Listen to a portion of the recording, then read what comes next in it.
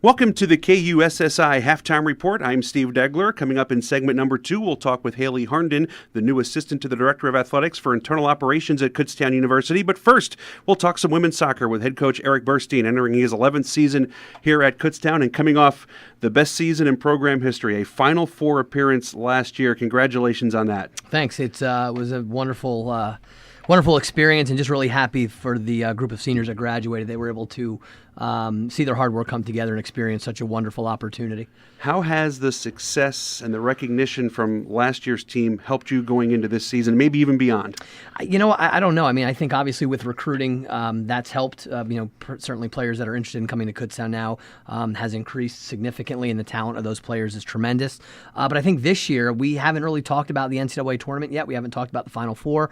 I think the kids have done a really good job of putting what we have accomplished in the past and are really focused on the future. So that's kind of how we're taking it. Historically, the PSAC has not done all that well in terms of the national scope in women's soccer. So to do what you did last year, what type of accomplishment was that? Significant. I think, one, it shows that on a given year, a PSAC school in women's soccer can qualify for the Final Four. But certainly everything has to come together, the group, the chemistry. You have to go on a run and get hot at the right times. I think all those things fell in line for us last year. What made that team so special? They were just a great group of kids. I mean, we have another great group of kids this year, but I just think we found our rhythm. We changed the way we trained last year a little bit and followed this periodization model, which really seems to help us feel good and feel fresh throughout the season. But I think just a number of things just came together at the right time for us. You're ranked number 3 in the country right now in Division II, which is the highest ranking in school history. Does that mean anything to you guys at this point, or is it too early?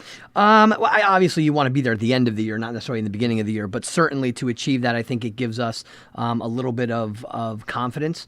But again, it's something we don't really talk about. We enjoy it when it comes out. We celebrate it briefly. But then really it's about the next game, the next challenge, and what we have to do to make sure that we can sustain the level that we've come to expect from our program. 3-0 start. What do you like about this year's team? Well, we're young, but right now I think tactically we understand a lot better now than we did last year on how we want to play. We kind of changed some things last year, introduced a system and a style of play, and now we're elaborating on it. I think my coaching staff has done a remarkable job of helping dissect what we're doing, and I think the players have done an even better job of taking the information we're giving them and then putting it on the field and being effective and efficient with it. Let's start from the back line out. What do you like about your defense? Well, we're so solid again this year. I mean, 3 games so far, no goals and barely any shots conceded. So I think that's always been the backbone of our program. We don't concede a lot of goals, and it looks like that's going to stay the tradition again this year as well. Who were some of the key players back there? Well, Morgan Staley has been a terrific leader for us. She's a senior.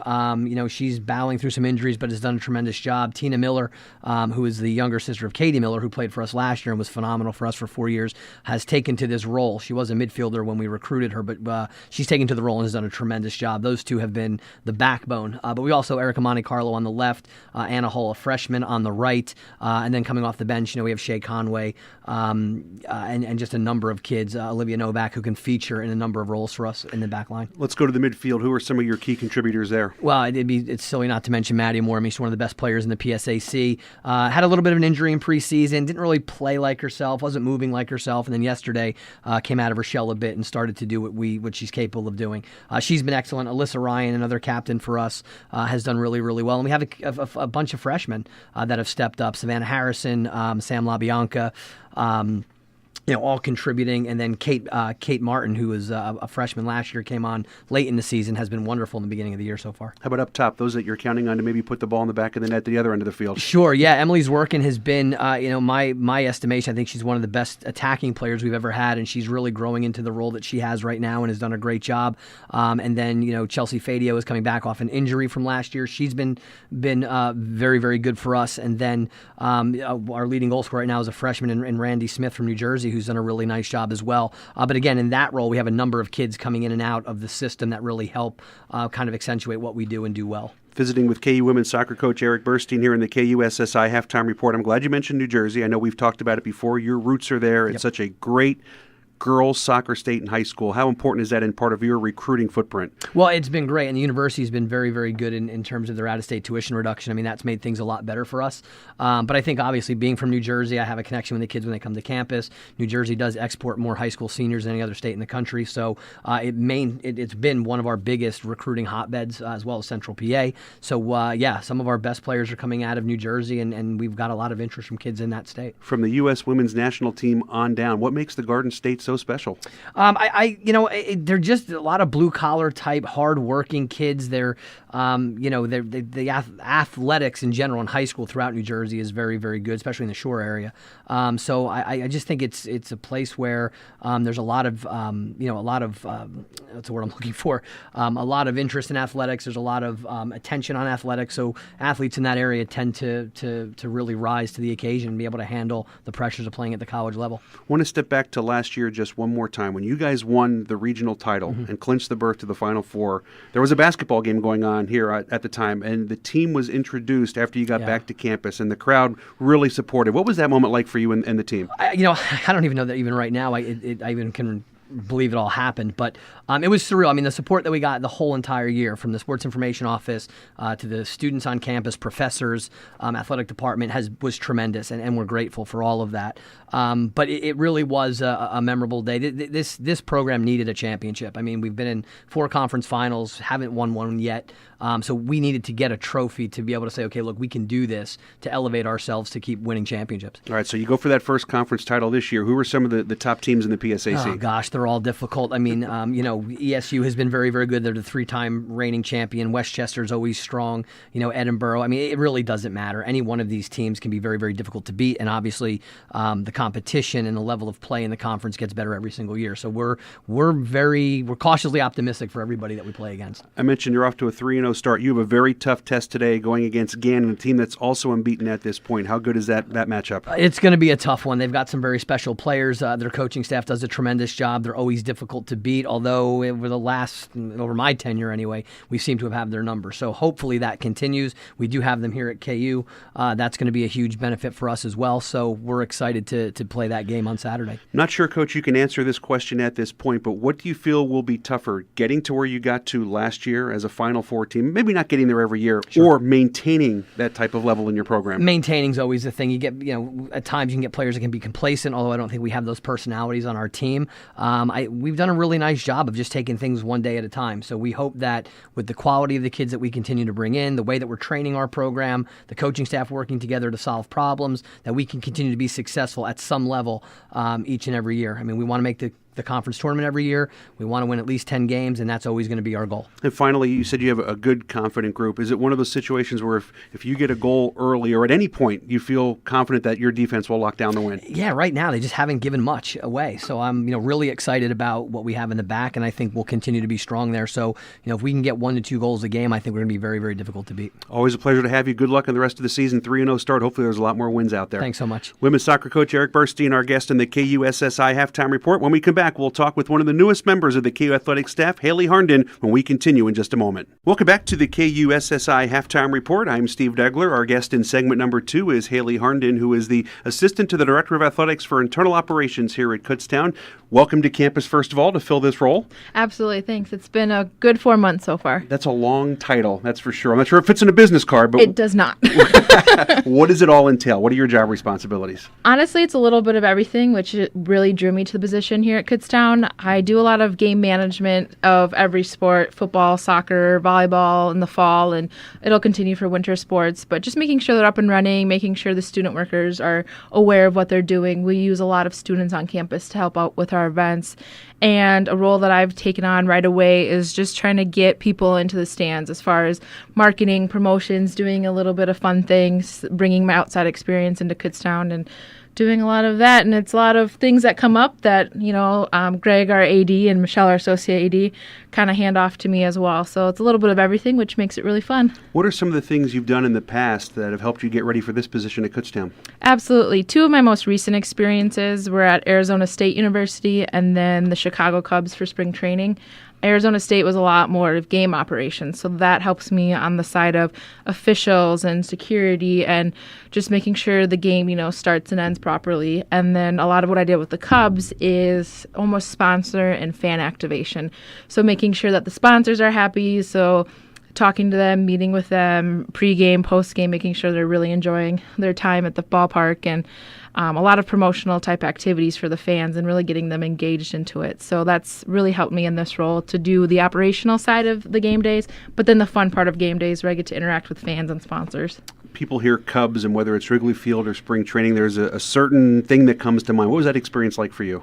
It was definitely the most exciting time of my life working there. There's a lot of fan dedication, I would say. And as people know, the Cubs haven't had the most success before last year. And it's cool to work with a team that no matter how they do, they have a passionate following. And that's where I really learned how you can interact with people through sport. And that just fueled my passion for the industry. And so bringing that here to Kutztown, I want to make sure that I can bring that same passion to all the sports that KU offers. So it's exciting for me. I would imagine that the experience at Arizona State, you're talking a major conference in Division I, is also going to help you quite a bit as well. Absolutely. It takes a lot of things on a large scale. And so I can take my experiences from that and tailor it to the D2 Kutztown level. And it's still important. And between D2, D1, I can really manage and take different things from the different levels. We're going to talk here in a second about some of the things that the fans might see that your job entails, but you rattled through a lot of things that maybe are behind the scenes that fans don't even realize, but are still important to pull off an event here at Kutztown. Absolutely. There's a lot of behind the scenes that a lot of people don't realize. Even just for our first home game that we had this last weekend on the 2nd, it was making sure that we had enough student workers so that, when you walk in the door, someone's there to greet you and take your ticket and make sure they find your seat okay. And there was a pizza promotion from Camilo's that we gave out pizza, and that took a little bit of planning to get involved. But there's a lot of behind the scenes that has to go on to make sure that everyone who comes to our events is really enjoying their time. We're talking with Hayley Harnden, who is the new assistant to the Director of Athletics for Internal Operations here at Kutztown. 4 months new, I should point out. You mentioned football. There's a lot left. What are some of the promotions the fans can expect the rest of the season at Andre Reed Stadium? Absolutely. First off, for our next home game, the 16th, we have a brand new promotion called Berks County Schools Day, which I am very excited about. I invited all of the elementary, intermediate, and middle schools to partake in a food drive where all the schools will collect, canned goods, anything that they want to donate, and in exchange, they get a free admission to the football game. And the school that actually gets the most canned goods will get to run out with a team pre-game, and that's something that Jim Clements, the head coach, is really excited about. I know a lot of their players like the community involvement, and for these kids, it's going to be something that they'll remember at KU for the rest of their life. And even before the game starts, it's going to be a kind of fun carnival. We have the Lehigh Valley Zoo coming. Tumble and Bounce is bringing a bouncy house. The Phantoms are coming. The Fight and Phils, Dorney Park. So pregame, there's going to be a lot for the kids and their families to do. And we're going to have different off-season sports come too, like men's and women's basketball. They're interacting with the kids. And I really want to make it a family, fun environment. And then, not to mention, we have 11 schools for sure committed coming. And if they bring a couple hundred kids, it's going to be a really fun environment that I'm really excited for. Obviously, then you still have the homecomings and those types of things. What else can we expect later in the season? Yes. So after this, it is Family Day, which is a promotion in all of itself. The kids come, their family and their parents come. So that'll be an exciting day at the end of September. And then October 14th, we have a Pink Zone game, which this year we're really trying to raise awareness for breast cancer, obviously. And we've partnered with the Pennsylvania Breast Cancer Coalition, and they'll be on site. Any proceeds from that game will go directly to them. And there's an opportunity. They hand out these little gift boxes so loved ones can sign up for people who are battling right now breast cancer, and they can sign up right at the game to have these delivered to these people's houses. And what's really special is we're going to randomly select 2 survivors that have campus ties to KU, and we're going to recognize them at the game and give them a nice little package and just let them know that KU is here to support them. And it'll be a really fun event. Students, if you're interested in coming, we're going to do a t-shirt giveaway to the first 200 in the gate. Just come and show your support. We're really excited for that. Another area of responsibility is the Golden Bear mascot, Avalanche, who's extremely popular around here. What are some of the things you want to do with the mascot? Absolutely. Avalanche is a very furry, friendly bear. I'm looking to get him more involved in the community, and that's something that the Berks County Schools Day can kind of collide with. And, getting him involved in the schools and getting him more involved on campus. And there's been a lot of campus requests for him, and I'm actually growing the team right now. So if anyone out there is interested in performing as Avalanche or being a part of our team and wants to be involved in that way, they can get a hold of myself at avalanche@kutztown.edu. You can email us and let us know if you're interested in performing, just being a part of the team, spotting, or if you have any ideas or you have a way for him to be involved in the community, let me know. We're more than happy to get you on board. I mean, it's obvious listening to you that you really like your job. What's the most rewarding aspect of what you've been doing here at Kutztown? In the short 4 months, I can say everyone's been super welcoming, and it's exciting to think where I can take the sports. There's been promotions and things set in place, but the fact that I can take them further and bring in outside experiences and tailor them to KU, it's awesome, the environment that's already been created.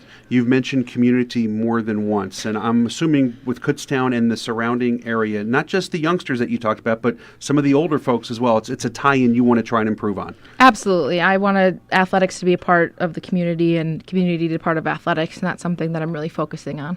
Again, how can people get in touch if they have any ideas? Yeah, whether it's Avalanche, the email for him is avalanche@kutztown.edu, or you can get a hold of myself. My email is Harnden, HARNDEN, @kutztown.edu. Well, great having you here. Best of luck in your new job. Thank you. Go KU. Hayley Harnden, the Assistant to the Director of Athletics for Internal Operations, our guest. Also thanks to women's soccer coach Errick Burstein. Thanks for listening to the KUSSI Halftime Report. I'm Steve Degler. Matt Santos has the second half kickoff for Mercyhurst right after this.